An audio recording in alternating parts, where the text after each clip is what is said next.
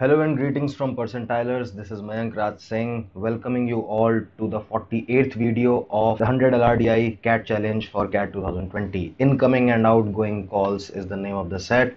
Please have a look. While you read this, guys, I want to tell you that if you wish to join our very active WhatsApp group, click on the link mentioned in the bio of the video. You can witness the active discussions on hundreds of questions on daily basis, and you can also receive tons of practice material, reading material, and even these LRDI sets in PDF form. So this is the entire data given by the question. Now, before moving to the questions, I would like to emphasize a few points.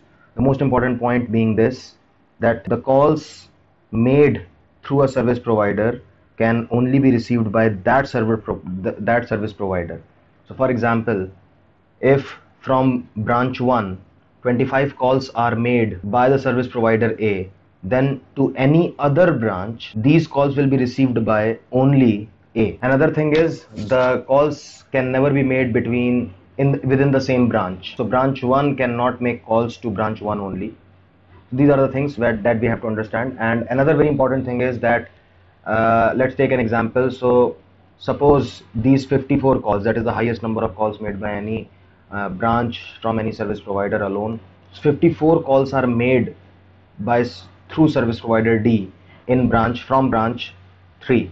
Now these 54 calls must be received by D of various other branches, but we have to understand that it's not that out of 54 it can make 53 calls to branch 2, because branch 2 can receive 53 calls, because it has to make a minimum of 2 calls to other branches as well. So it has to make 2 calls to branches 1, 4, 5 and 6, and then it is free to make any number of calls to a particular branch only. I hope this is understandable. You can pause the video and think about these points once again until you are sure, and only then should you move ahead. Now, moving to the first question and also converting the data from bar graph into a tabular format. Okay, so the above row is the outgoing call, below row is the incoming, outgoing, incoming. Okay, so these are for the branches 1, 2, 3, 4, 5, 6 and all the companies ABCDE for all the branches. Alright, first question says, what is the maximum number of incoming calls from any single branch received by any other branch through any single service provider? You may want to pause the video and read this question twice or thrice to be able to understand each and every aspect of the question. From a single branch to another single branch and one service provider. So if I want to find out a pair where the maximum number of calls were made and also through the same service provider maximum number of calls received. So I have a few numbers shortlisted: 47, 48, 51, 54, and that's 47 again. Okay, I should look at the calls made by D from branch 3. That is 54 calls. Now let us see if in any other branch incoming is as high in D. So not here, not here, not here. Third में तो हम देख ही नहीं सकते हैं. Yes, we found it. I think this is the pair we were looking for. So if you look for pair of numbers, one is outgoing and one is incoming, which are as high and as close as possible. So 54 and 53. Okay, but we have to understand that this branch 2 service provider D cannot receive 53 calls alone from a single branch, because this 53 has to receive a minimum of 2 calls from branch 1, from branch 4, from branch 5 and from branch 6, and then the remaining 45 calls can be received from any single branch. So the idea is branch 2 cannot receive calls from branch 2, so that is exempted. Remaining are 5 branches. I want it to receive maximum calls from branch 3, but it also has to receive a minimum number of calls as mentioned in the question from other 4 branches that are branches 1, 4, 5 and 6. So taking the bare minimum of 2 calls each from the remaining branches, 1 from first, 2 calls, third we have to maximize only from 4th, 2 calls, from 5th, 2 calls, from 6th, 2 calls. So 2, 2, 2 and 2. These 2 are received from branches 1, 4, 5, 6, and the remaining can be received from a single branch. Okay, since the number of calls made from branch 3 is anyway higher, so we are not worried about it. So I think 45 becomes the answer to my question. So 45 is the maximum number of calls that can be received by a single branch from a single branch through a single service provider. Okay, these 45 calls are coming from branch D. Hope it is understandable. If not, please pause the video and understand, because this is what we will be doing in all the questions. The context of the questions might change, but the same thing we have to do in all the questions. I'm giving you a heads up. Please understand this well, and if not understandable, please go back to the previous slides and read the information given very thoroughly and slowly again and again while I move to the second question. Question 2 says, what is the maximum number of calls made from branch 3 to branch 5? From branch 3, 25 calls are made by A and 38 calls are received. 32 calls are made by branch, 32 calls are made by B, and 33 calls are received. In branch 5 by C, only 27 calls are received overall, but C here could make 46 calls. That's interesting. So I am highlighting the smaller of the two numbers. Between the outgoing and the incoming calls, the smaller of the two numbers. I will just explain to you why. So D makes 54 calls but receives only 31. So I will encircle 31. And E from branch 3 makes 29 and receives 42. So I will highlight 29. Okay, why so?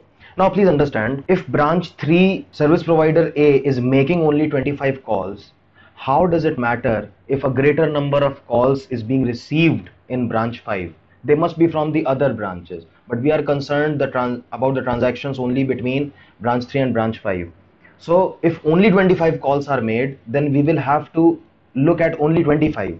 No matter the number of calls received by branch 5 through A is 38 or 138. So I will be choosing from 25. Now from 25 to the other branches, that is 1st, 2nd, 4th and 6th, a bare minimum of 8 calls will be gone to these branches. So maximum of 17 could be sent only to a single branch.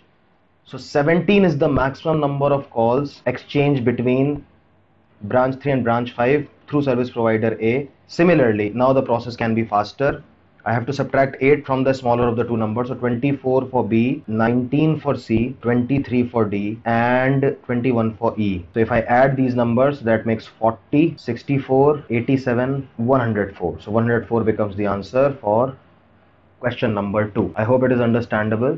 Pause the video, revise it again. Only if you are 100% sure, move ahead to the third question, which is, what is the maximum number of calls made through service provider B from any one branch to any other branch? All right, service provider B, I will try to find out the maximum number of calls made first, outgoing calls. So 30, 26, 32, 40, nice, 31 and 28. So 40 is the highest number of calls made from branch 4. Now let me figure out if any other branch can receive such a big number of calls. Of 27, that's too low.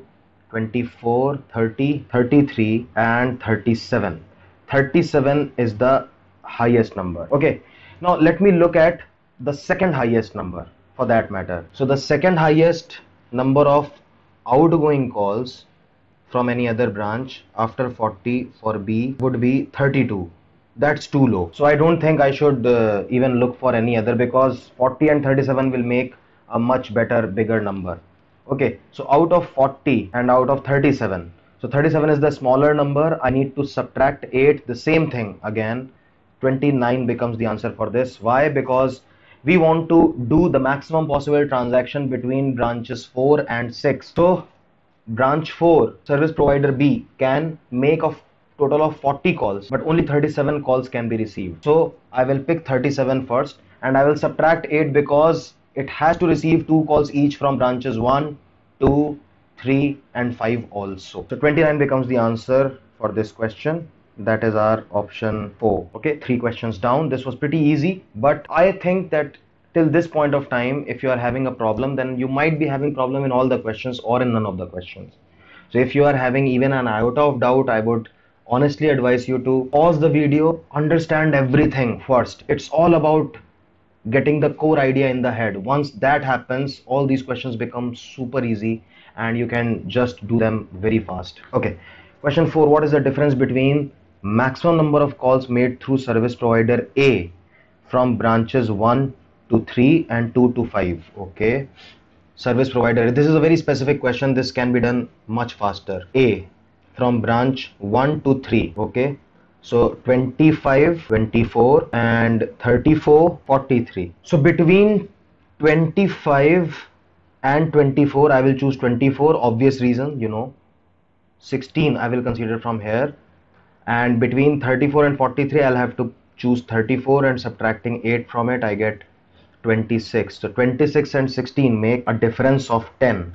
That is what was asked. Maximum number of calls made through service provider A from 1 to 3, that you saw, it could be only 16. And the maximum number of calls made between branches 2 and 4 by service provider A, that you have seen, is maximum 26. What is the difference between these two maxima?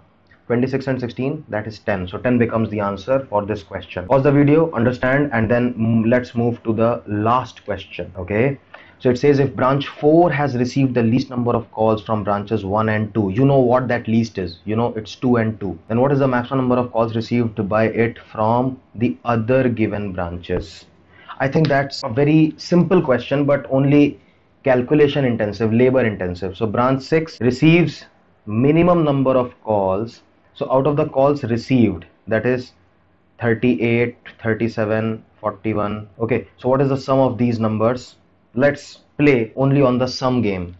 So 38 and 37 makes 75. 75 and 41 is 116, then 152 and 194. Total of 194 calls were received in branch 6 by all the service providers. Now it receives the minimum number of calls from branches 1 and 2. You know, the minimum calls would be 2, 2, 2, 2, 2. So basically 20 calls, 10 from branch 1 and 10 from branch 2.